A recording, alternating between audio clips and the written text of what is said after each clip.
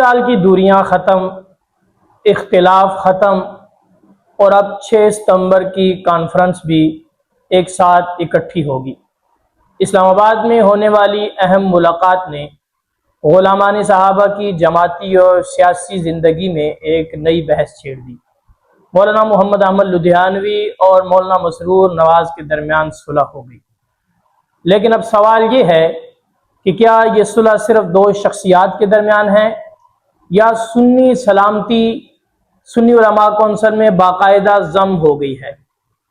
وہ لوگ جو کئی سالوں سے مولانا مسرور نواز جھنگوی کے ساتھ سنی سلامتی کونسل میں چل رہے ہیں، ان کے مستقبل کا کیا بنے گا؟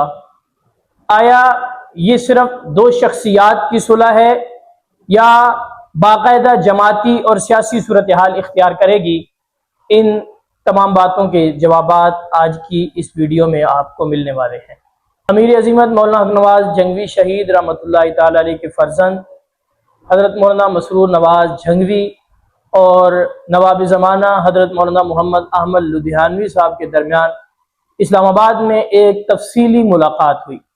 جس میں کئی سال کے اختلافات اور دوریوں کو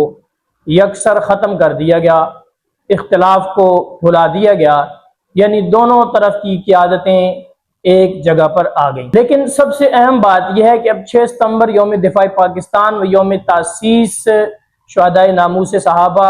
کا جو پروگرام ہے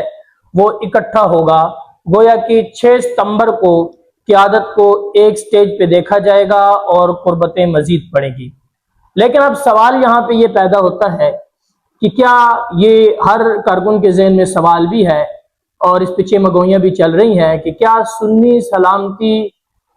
پاکستان باقاعدہ سنی علماء کونسل میں ضم ہو چکی ہے؟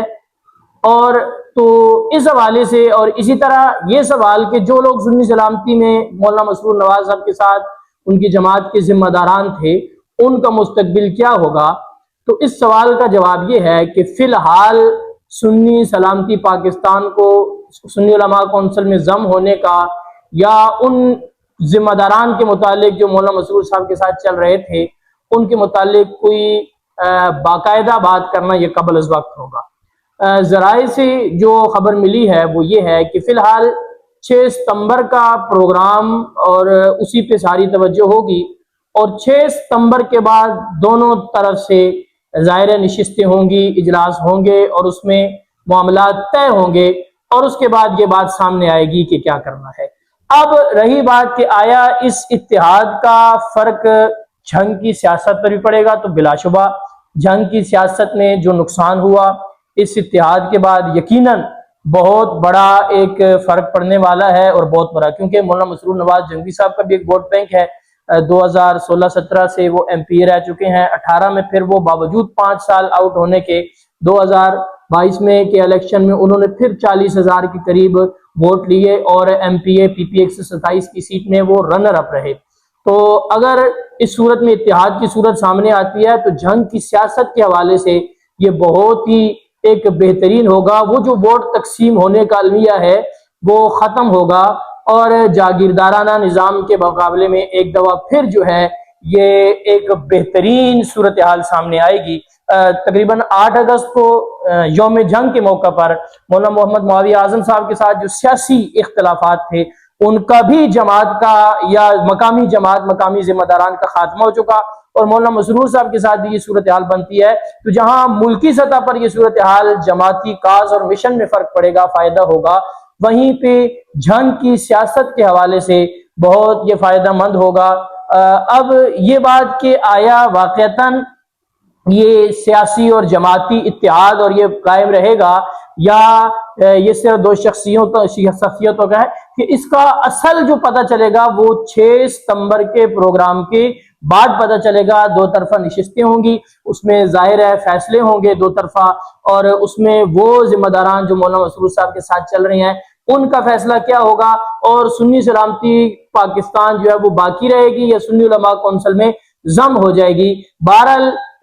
اگر خلاصے میں اور چند الفاظ میں بات کی جائے تو مولانا محمد احمد لدھیانوی اور مولانا مسرور نواز صاحب کی اسلام آباد میں ملاقات ہوئی، دونوں میں صلح ہو گئی۔ 6 ستمبر کے پروگرام میں دونوں طرف کی قیادت ایک سٹیج پہ ہوگی، اور